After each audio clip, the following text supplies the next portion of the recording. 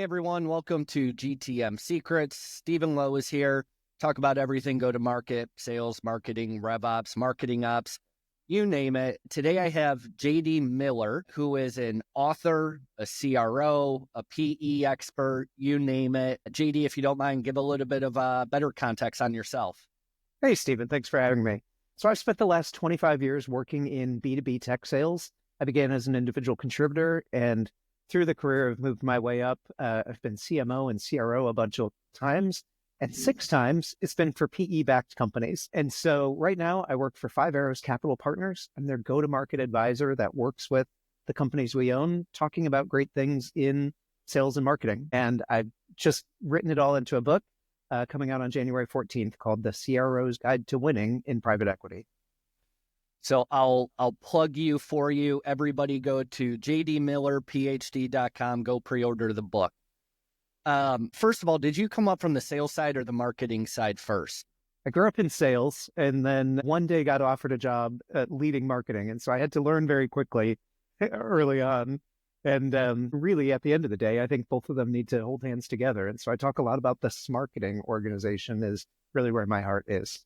I haven't heard smarketing, but I love it. And I think every company should go the CRO route. Instead of having a VP of sales and marketing, you can have those in a big company. But at the end of the day, one person needs to lead both. I'm in full support of that model. So here's where I want to start. You and I were talking before. Venture capital has a bad reputation. Now, I love mine, Startup Ignition, fantastic, love them, great guys.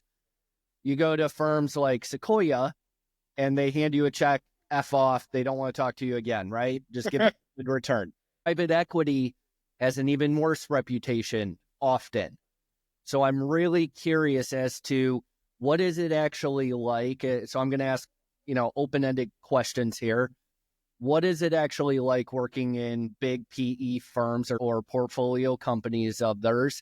And how does that affect your role as a CRO? You got to be as profitable and as skinny as possible typically, but you still need enough to show return. So talk at a high level, what is it like? Yeah.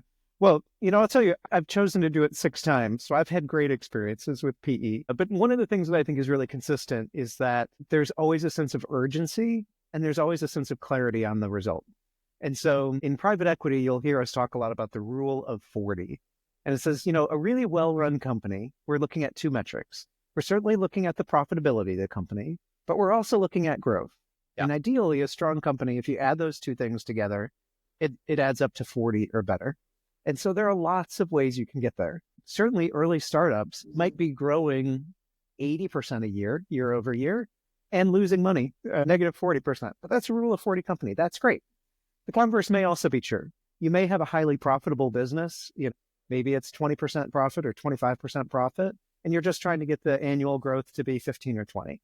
And so I think the most important thing when you're working with your private equity owner is to understand what is the strategy? How are we going to collectively get to a rule of 40? And then the other thing that's exciting for me about private equity is there's a huge sense of urgency to get there. I kind of describe it like, house flipping. That used to be a big craze, where you're looking for companies that have good, solid bones, but if you put an investment into them to renovate the kitchen or renovate the sales and marketing team, they can be even better. And ultimately, the goal is to, hold it for a period of time and then let it go public or sell it to another owner. And so usually there's a time frame of maybe 4 to 5 years to get there. And so for me, private equity is about always knowing when that exit date is supposed to be. What are the metrics we're trying to get to? And then constant urgency, iterating on all the projects. I like the rule of 40. I've never heard that before, but makes perfect sense. How does it change? So I have a lot of experience working with CROs. I've been the head of sales and marketing. I get it. How does being in a private equity firm change the dynamic, for your responsibilities? How often are you communicating with them? I know being in the VC space, you better know your numbers, and I assume that PE is, damn well the same. But how does that actually change the CRO role in particular? Yeah.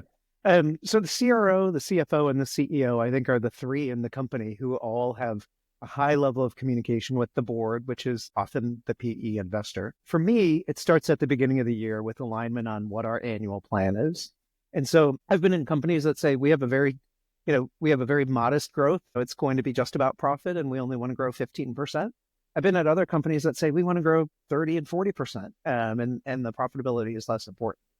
Whatever that metric is, or whatever that investment case is for us, we start the year with an annual plan that lays out month by month, team by team, how are we going to get to the result? So we're going to do some brand new business. We're going to go win new customers. We're going to sell some new things or new products to our existing customers. Hopefully we've got happy customers. We're going to renew them. They're going to take some price increases. And we're going to minimize churn as much as we can.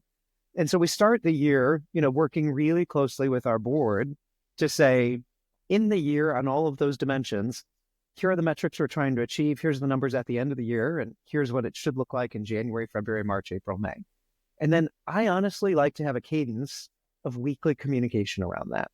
And I've actually learned that it kind of gets people off my back as the CRO. If I can tell you, every Wednesday, there's going to be a flash report email that goes to me, my sales leaders, the executive team, and the board that just kind of reports the news of the day. Here's what our target was for the week or the month or the quarter. Here's where we got to at the end of this week.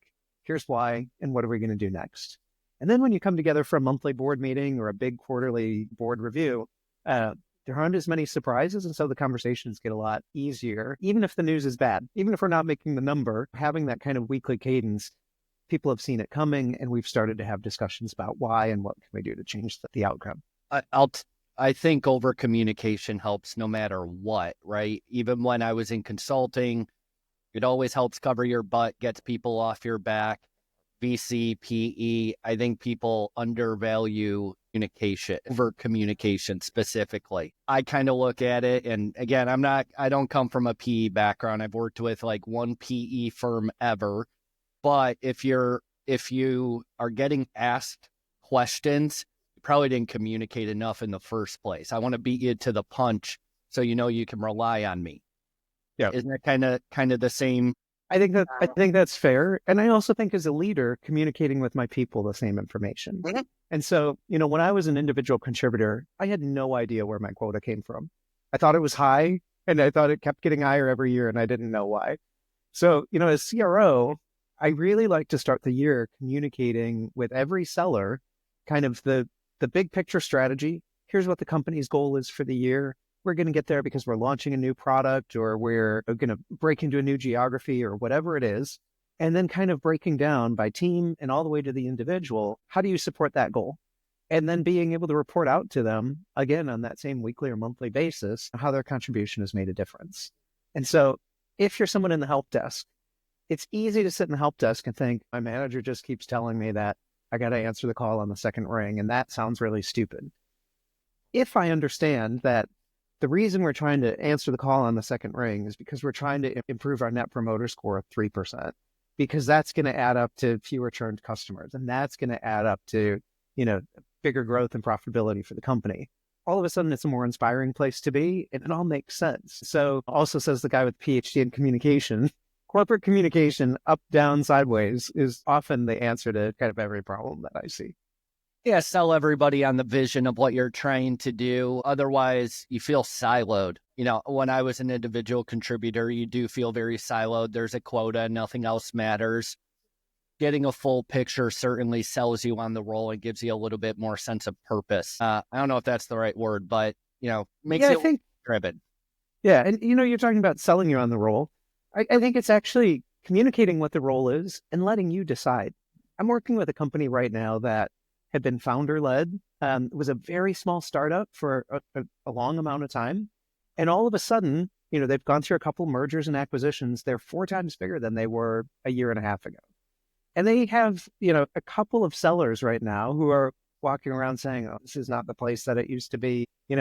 We used to all get together for lunch in the kitchen and the CEO was there. And I can't believe this new regime. You know what? I don't need to sell you to be in this environment. Let's just be clear about what the environment is. And yeah, we're way bigger now that we can't all fit in the same kitchen. And let's celebrate what that was and mourn it. And it's okay to feel bad about that. But let me be clear about what's exciting about the future and where we're going. And hopefully you like that. If you don't, that's okay too. It's okay to be someone who loved the little small kitchen environment. And let me go help you find another company that looks like that where you're going to thrive. So it's fair to understand you're in a different age and stage and self-select out of it too. So I fully agree with that. Get on board. And if you want to self opt out, then more power to you. Here's where I want to go next, though. So I imagine that one of the big things that you have to report on, and tell me if I'm wrong, is CAC, right? Customer acquisition cost. Yep. And I think one of the reasons that I like the CRO model as opposed to just two separate functions is the fact that marketing brings in MQLs. Sales says these leads suck. And then you have this giant debacle, right? Never have I heard that problem before. Right. So when you're a CRO, you're really focused on CAC. Are we driving the right leads, the most profitable leads, et cetera? Leads aren't created equal. Some are worth more than others. It's just, the fact of nature right now. So let's start at the top of the funnel. What are some of the more cost-effective demand gen strategies that you found be effective, specifically in B2B tech, B2B SaaS? I know that your last company, Cantata, was a PSA, professional services software. What have you found to be a cost-effective demand gen channel when ads are going up, SEO is changing because of AI and so forth? Like, it's just getting more difficult. How do you think about that? Yeah. So to take a step back from tactics, and we can talk about tactics too, because I think there's a lot going on with AI and all kinds of tools that can tell you exactly who's on your website right now and send you a text and give you all kinds of fun things to say. But take a step back and say, first begins with really alignment on what the story is today. Fortunately, the last data that I saw says it takes about 18 touches to turn cold prospects into someone who's going to take a sales call with you. And that number goes up all the time. And so, when I think about what are the 18 touches that generate a lead for me, it's no one tool. It's a whole bunch of different things. There's emails, there's outbound phone calls, there's marketing retargeting ads, there's SEO, there's web chat, there's all of that stuff going on. And so the first thing is to, kind of map out what are all the touch points in our customer life cycle, how many is it taking today, and what's most effective. Now, the next thing I want to do is I want to get really strong alignment between sales and marketing on who's the ideal customer profile and who are the ideal personas in there, so that we can start to get kind of a heat map of here are all of the companies we're trying to meet, here are the people within the companies we're trying to meet. And now let's start pointing that engine of our 17, 18, 20 touches at you and see what happens. Now, when we look at that over time, good data will show you can do A/B testing on messaging or tools and start to figure out, okay, this kind of work stream works really well for us. This one is less. And so I might go from 20 touches to 18 or 16 touches, or maybe I'll get one on 9. But I think the first piece is getting alignment on where are we headed, what are we doing today, and just how are we measuring that. Then when you talk about efficiency, I always really like to look at a metric of sales velocity. And so, you opened this question by saying sales and marketing are pointing fingers at each other. Marketing is not giving me enough leads, and those salespeople aren't doing a good enough job with the great ones I'm serving up. Yep. So for me, sales velocity is, the number of opportunities you're putting into a funnel times the size of the opportunity times your win rate and dividing it by the days in your sales cycle. And it gives you sort of a metric of, how many dollars are we selling by day or by week, sort of your velocity metric. And I really like to sit and look at our leads and kind of calculate the velocity of different teams or sometimes different markets or segments. Because in the companies that I've worked for, customers tend to fall into 3 big buckets. They're big, giant enterprise buckets where all of those inputs to sales velocity are huge. They're giant deal sizes. It's a very small number of leads, but they're very long sales cycles. And, you get a nice win right there. On the other end of the spectrum, you've got a really small SMB team that, they're tiny deals, but often it's self-serve and marketing can do it with, videos on the web. You don't ever talk to a person and then the deal closes in a day. And then the bulk of it is sort of sitting in the middle, kind of the mid-market teams that, is sort of the Goldilocks of all of that. So I often orient my teams around an enterprise sales team, a mid-market sales team, and a self-serve SMB motion. But then we're looking at that kind of sales velocity metric to figure out what's the right number of leads, what's the right conversion rate, and what exists today. And when you actually get into the detail, it really resolves this kind of conversation that we had with sales and marketing. I began a role at a company not long ago that they recruited me in as the CRO and said, we think we have a sales problem. We think the skill of the sellers is bad. And we know this because marketing is creating tons of MQLs. So, okay, I great. see where it's going. Well, it doesn't actually end where you think it's going, because when I got in, I looked and marketing was creating a ton of MQLs and they were converting at a really high rate. So marketing conversion was awesome. But the sales close rate was also really awesome. They were winning 32% of their deals. And so we kind of pulled back and we looked at, what's the velocity? And what was happening is their deal sizes were getting much, much smaller than they'd ever been before. So the company was seeing declining revenue, and the only metric they heard was MQL, and they assumed it must be sales win rate. When we actually looked at sales win rate, sellers were great. Marketing was great too, but the size of the opportunities had fallen off.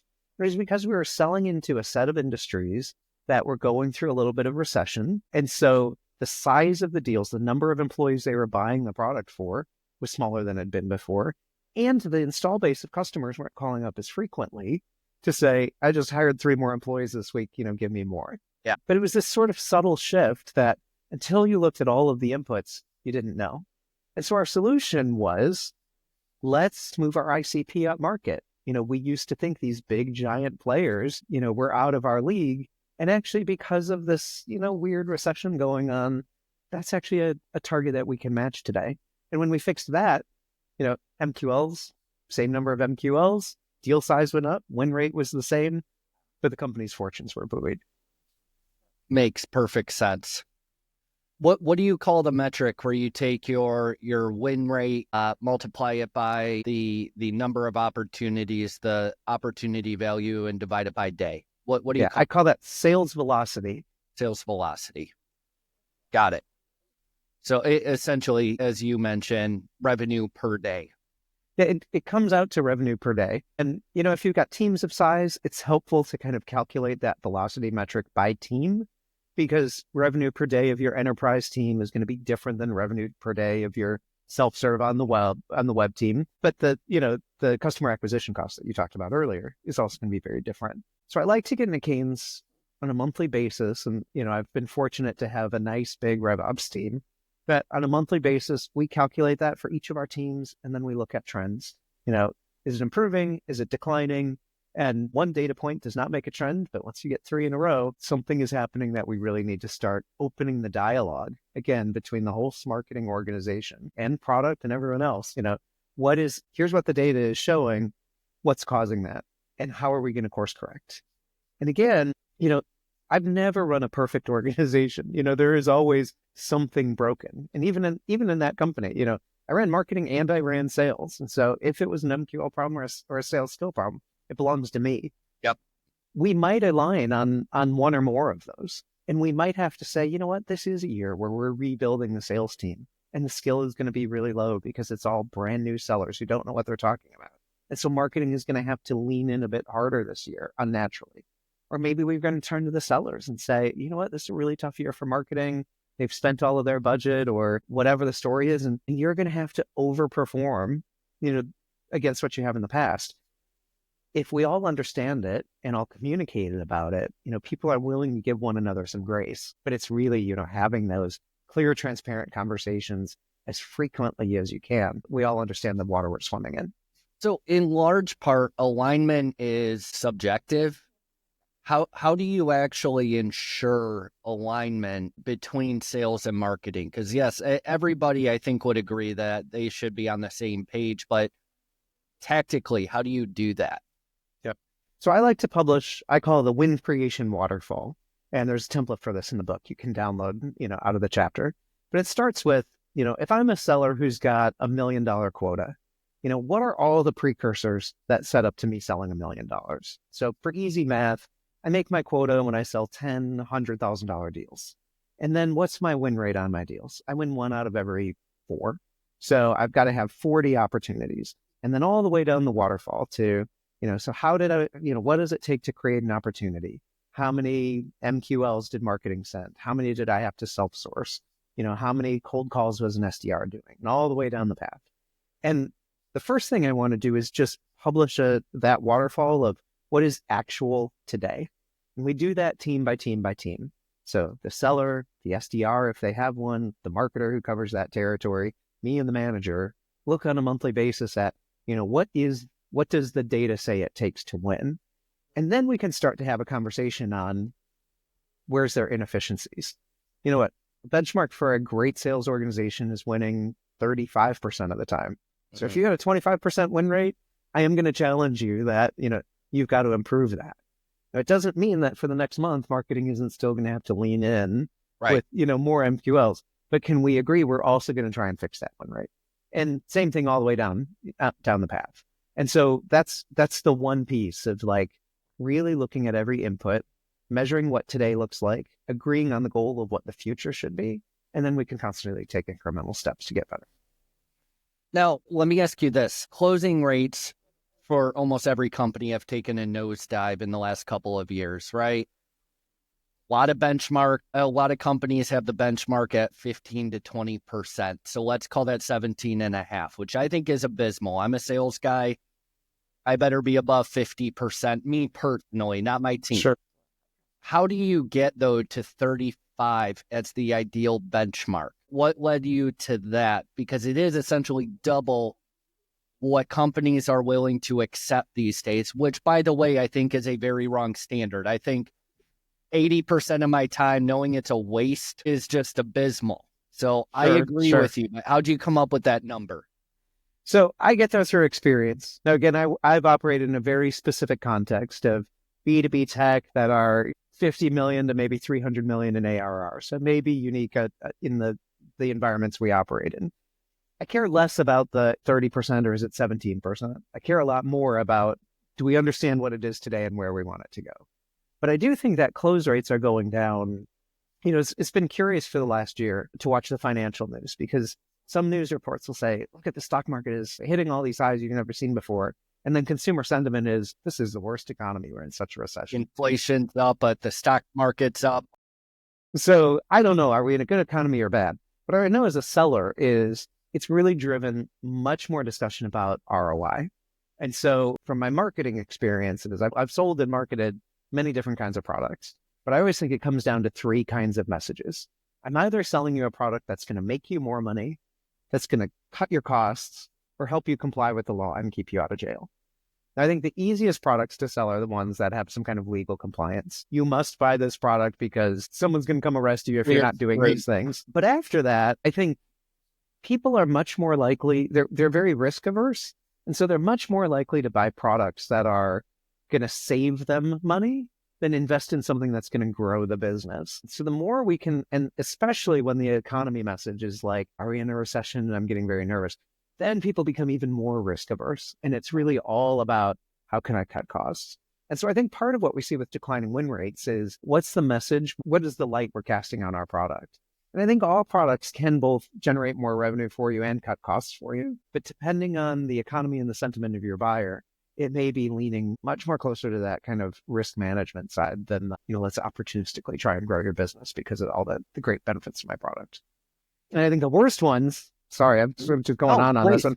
I think the worst ones are sales teams and marketers that are just showing up with features and saying, look at this really cool report I've got. Isn't that neat? Those win rates are going to plummet really badly unless I can really connect, the detail of what you can do with my website to the business benefit I'm going to get at the end. I'm tracking with you. I was interviewing somebody the other day for a CTO role for Identity Matrix. And, I conveyed how fast we move because we are such a small startup. And he's like, well, I was going to ask you what are the expectations in the first 6 months, but I think it should be the first 6 days and 6 weeks. Being in a larger company, I think you said 50 to 300 million, in ARR, somewhere in that mid-market, let's call it. You obviously have a longer process of iterating, or at least I would assume, of iterating, measuring, optimizing, planning, et cetera. Whereas for me, it's like, well, met with my advisors today. We decided we're going to do this. So by tomorrow, I'm going to have V1 cranked out, right? Yep. What is your process for iterating? Let's talk specifically about marketing campaigns. What's your process for planning and iterating? Because you also have PE that's going to come down and say, well, this obviously didn't work after 3 months. What are you doing? Or is that 2 months? Or is it 18 months? What does that iteration cycle look like? Yeah. So, we started by talking about, I believe the PE context gives us a sense of urgency, but it also, being in the larger type company, we also have a lot of resources at our command. We've got a lot of tools, we've got a lot of people, we've got a lot of data, so we can see things pretty quickly and make decisions fast. I think about maybe your CTO coming on board.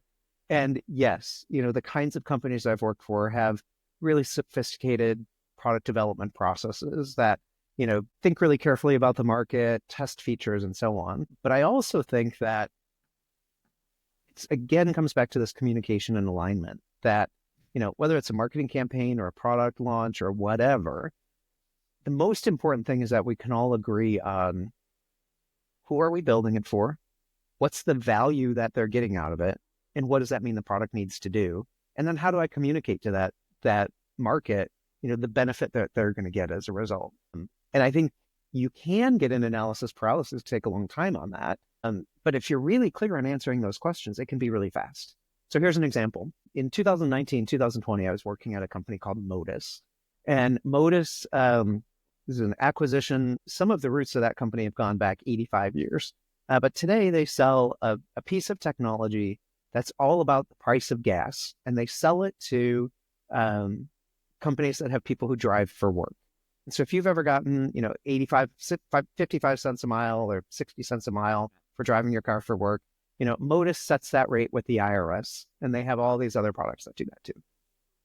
Well, early in 2020, I'm running this, big sales team that's selling the price of gas to mobile workers, and COVID shut down the environment, and suddenly no one was driving for work. So who cares about what the price of gas is and what I should reimburse people on? But I was really proud of what we did there, because in 3 weeks, we pivoted and said, product said, the same technology we use to collect the price of gas everywhere across the country, we can use that same technology to collect what's the price of electricity, what's the price of cell phones, what's the price of, taxes in home offices.